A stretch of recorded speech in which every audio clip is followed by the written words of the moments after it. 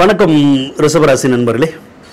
வரக்கூடிய ஆடி மாதத்தில் உங்களுக்கு எந்த மாதிரியான பலன்கள் கிடைக்க போகுது அப்படிங்கிறத தான் இந்த பதிவில் நாம் இப்போ பார்க்க போகிறோம். முதலாவதாக சுக்கிர பகவானை பார்ப்போங்க. சுக்கிர பகவான் உங்களுக்கு ராசி அதிபதி. அந்த ராசி அதிபதி ராசியிலேயே இந்த மாதம் ஆட்சி பெற்றிருக்கிறது தான் ஒரு முக்கியமான திருப்பு முனையை உங்கள் வாழ்க்கையில் ஏற்படுத்தும். ஏன்னா ராசி அதிபதி எப்போயெல்லாம் வலிமை அடையதோ அப்போ பூராமே நீங்கள் வலிமையாக இருப்பீங்க. அது பொருளாதாரமாக இருக்கட்டும் அல்லது வேலை வாய்ப்புகளாக இருக்கட்டும், எந்த ஒரு விஷயத்துலையும் நல்ல உங்களுடைய அறிவு பளிச்சிடும், உங்களுடைய திறமை பளிச்சிடும். உங்களுடைய திறமைக்கு ஏற்ற அந்த ஆதாயம் ஊதியம் அப்படி சொல்கிறோம்ல, அதெல்லாம் கிடைக்கக்கூடிய ஒரு நேரம் தான் இந்த நேரம். அதோட அந்த சுக்கிர பகவான் ஒரு இனிமையான அனுபவத்தை தரக்கூடிய ஒரு கிரகம். சில நேரம் யாரையாவது நம்ம பார்க்கணுன்னு தோணும், பேசணும்னு தோணும். அது நமக்கு ரொம்ப பிடித்தமானவர்களாக இருப்பாங்க. அப்போ மனசு கொஞ்சம் அலைபாயும். அவங்கள பார்க்க முடியாதா, பேச முடியாதா, ஃபோன் பண்ண முடியாதா அப்படிங்கிற மாதிரிலாம் எண்ணங்கள் இருந்துக்கிட்டே இருக்கும். அது மனசில் ஒரு இனம் புரியாத சந்தோஷத்தை கொடுக்கும். அது இனம் புரியாத ஒரு காதலாக கூட சிலருக்கு இருக்கும். அந்த வேலையை சுக்கிரன் தான் செய்வார். அதே மாதிரி சிலருக்கு வீடு கட்டணுங்கிற எண்ணங்கள் வந்துக்கிட்டே இருக்கும். சிலருக்கு வாகனம் வாங்கணுங்கிற எண்ணங்கள் வந்துக்கிட்டே இருக்கும். வீடு கட்டணுன்னாலும் கட்டலாம், வாங்கணுன்னாலும் வாங்கலாம்.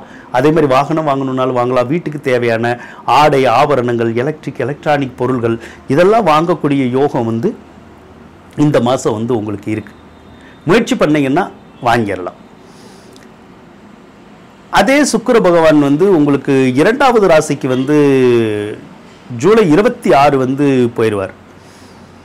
இரண்டாவது ராசியில் சுக்கிரன் இருக்க போது உங்களுக்கு ரொம்ப நல்லா இருக்கும். பொருளாதாரம் சிறப்படையும். பொதுவாக இப்போ குரு பகவான் வேற உங்களுக்கு இரண்டாவது ராசியில் தான் இருக்கார். புதன் கூட இரண்டாவது ராசியில் ஆட்சி பெற்று தான் இருக்கு. அப்போ என்ன நடக்கும்? பொருளாதாரம் உயரும். காசு பணம் நமக்கு நல்லா கிடைக்கும். காசு பணம் கிடைக்கும்னா கீழேயா இருந்து எடுக்க முடியும் நம்மளால? அப்படி இல்லை. பொதுவாக பணம் கிடைக்கிற வழி அப்படிங்கிறது நம்ம உழைக்கிறது தான். உழைச்சி பணம் வர்றது தான் முக்கியமான வருமானம் அப்படிங்கிறது. அது வேலை இல்லாதவங்களுக்கு வேலை கிடைச்சிடலாம். தொழில் இல்லாதவங்களுக்கு தொழில் புதுசாக வைக்கலாம். அல்லது தொழில் ஓடாதவங்களுக்கு தொழில் ஓட ஆரம்பிச்சிடும். இதன் மூலமாக நமக்கு காசு பணம் வர ஆரம்பிக்கும் நம்மளுடைய உழைப்பின் மூலமாக. சிலருக்கு அதிர்ஷ்டவசமாக கூட பணங்கள் கிடைக்கிறதுக்கான சந்தர்ப்பங்கள் இருக்கும். நீங்கள் போய் யார்கிட்டயே கடன் கேட்டாலும் கிடைக்கும், பேங்க்கில் லோன் கேட்டாலும் கிடைக்கும். உங்களுடைய வர வேண்டிய பணத்தை நீங்கள் யார்கிட்டையாவது இருந்து அதை போய் கேட்டால் கூட அந்த பணம் உங்களுக்கு கிடைக்கிறதுக்குடைய சந்தர்ப்பம் இந்த மாதம் உங்களுக்கு இருக்கும். ஆக பொருளாதார சூழ்நிலைகள் அப்படிங்கிறது சிறப்பாக இருக்கும். பொருளாதாரம் சிறப்பாக இருக்கனால கடந்த காலத்தில் கடன் காட்சிகள் உருவாகியிருக்கும். அந்த கடன் காட்சிகளெல்லாம் அடைச்சி நீங்கள் ஒரு நல்ல மனநிலையிலோடு வாழ்கிறதுக்குடைய சந்தர்ப்பத்தை அந்த குரு பகவானுமே உருவாக்கி கொடுக்குங்க. அதே மாதிரி குடும்பத்தில் இருந்த சண்டை சச்சரவு பிரச்சனைகள் எல்லாத்தையுமே அந்த குரு பகவான் கண்டிப்பாக உங்களுக்கு விலக்கி தருவார். குடும்பத்தில் ஒரு அமைதி நிலவும். அந்த சண்டை சச்சரவு பிரச்சனைகள் எல்லாமே விலகக்கூடிய ஒரு காலம்தான். அதே மாதிரி 2ல் புதன் இருக்கிற போது கல்வி சிறப்பாக வரும். மாணவர்களுக்கு நல்லா படிக்கக்கூடிய ஒரு யோகம் இருக்கும்.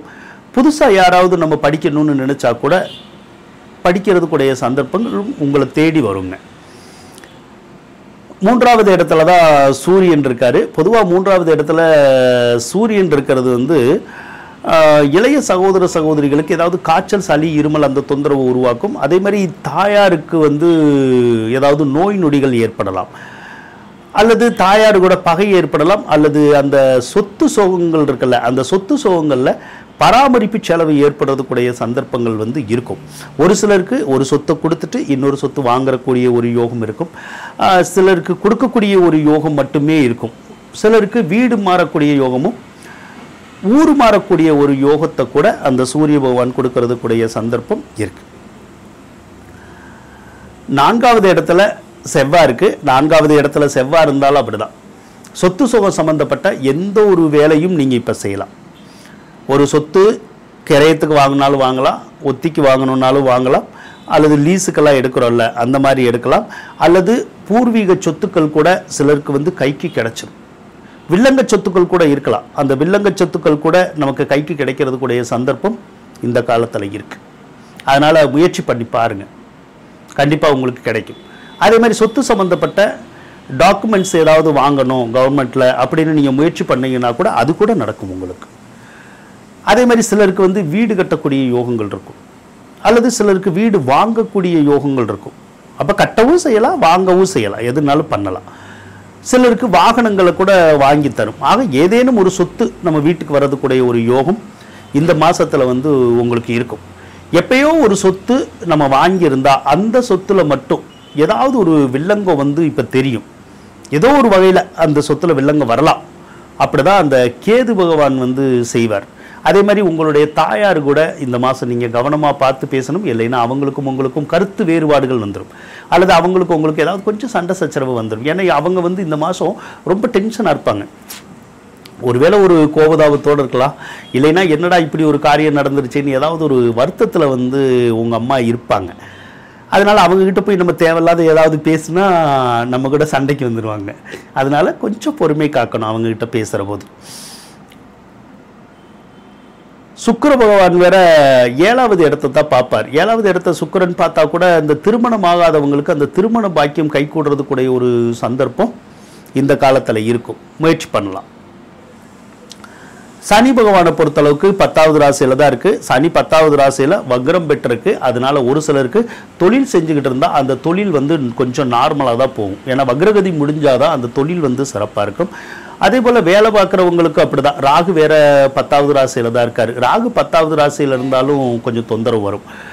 என்ன தொந்தரவு வரும்னா, நம்ம வேலை பார்க்குறோன்னா வேலை பார்க்குற இடத்துல நம்ம வேலைக்கு போகிறதுக்கே தோணாது. ஏதாவது ஒரு வகையில் அங்கே போக வேணாம், வேலையை விட்டுருவோம், வேறு பக்கம் போவோம் அப்படிங்கிற மாதிரியான எண்ணங்கள் தோணும். அப்படி இல்லைன்னா உங்களுக்கு தோண வச்சிருவாங்க. நீங்கள் வேலை பார்க்குற இடத்துல நிறைய டார்ச்சர் இருக்கும். அப்போ என்னடா வேலையில் இவ்வளோ தொந்தரவு இருக்கே அப்படிங்கிற மாதிரி தெரியும். சிலருக்கு வேலை மாற்றம் ஏற்படும். நீங்கள் மாற்றிக்கணும்னு நினச்சா தாராளமாக மாற்றிக்கலாம். அதே மாதிரி உங்களுடைய மாமியார் இருக்கார்ல, அவங்களுக்கு கூட உங்களுக்கு ஏதாவது கருத்து வேறுபாடு வரலாம், மாமியாருக்கும் உங்களுக்கும். அப்படி இல்லைன்னா மாமியாருக்கு கொஞ்சம் உடல் சூழ்நிலை சரி இருக்காது, ஏதாவது ஒரு நோய் நொடிகள் வரதுக்கூடிய ஒரு அமைப்பும் இந்த மாதம் இருக்க தான் செய்யுது. அதே மாதிரி புதன் பகவான் வந்து நல்ல வலிமையாக இருக்குது. புதன் வந்து நல்ல வலிமையாக இருந்தாலே புத்திர பாக்கியம் அப்படி சொல்கிறோம்ல, குழந்தை பேர், குழந்தை பெற்றுக்கிறது, அதுக்குடைய கிரகம் இப்போ சரியாக இருக்குது. அதனால் குழந்தை பாக்கியம் சிலருக்கு இல்லாமல் இருந்தால் இந்த காலத்தில் நீங்கள் முயற்சி பண்ணிங்கன்னா கூடி சீக்கிரமே ஒரு 3-4 மாதத்துக்குள்ளேயே குழந்தை பாக்கியம் கிடைக்கிறதுக்குடைய சந்தர்ப்பம் இருக்குது. நீங்கள் முயற்சி பண்ணலாம்.